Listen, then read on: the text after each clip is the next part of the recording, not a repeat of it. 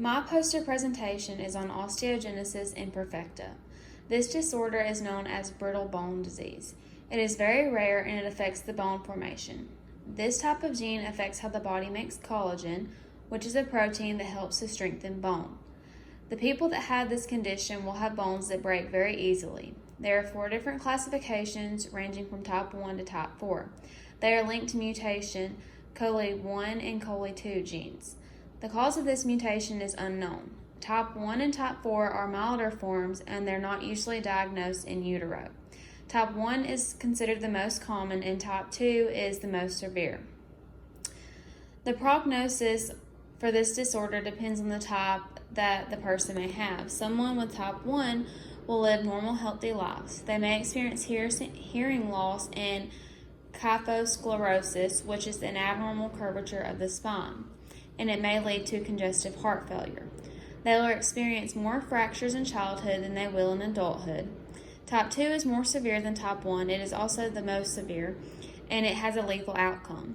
They will usually end up dying shortly after birth because of the respiratory problems, and their lungs are not mature and they're extremely weak.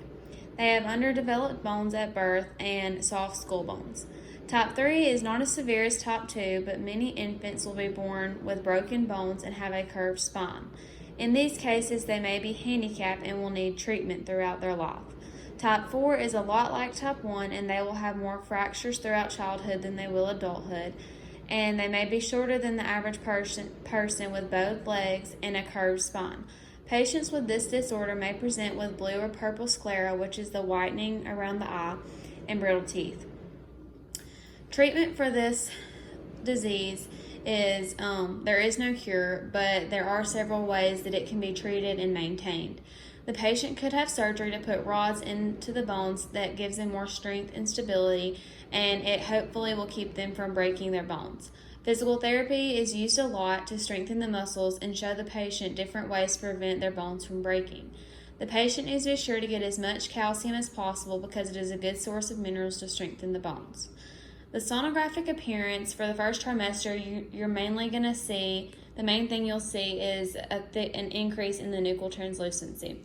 The fetus will also present with polyhydramnios.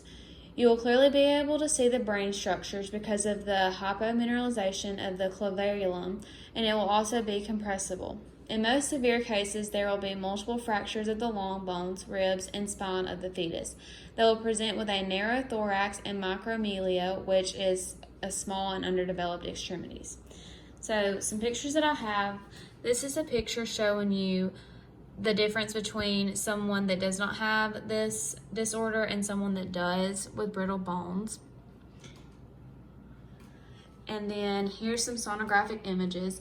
In this image, you can see the difference in the thoracic cavity from the abdominal cavity. In this picture, you can see where the cranial ossification is absent. You can see a lot of the brain structures, which normally isn't very common.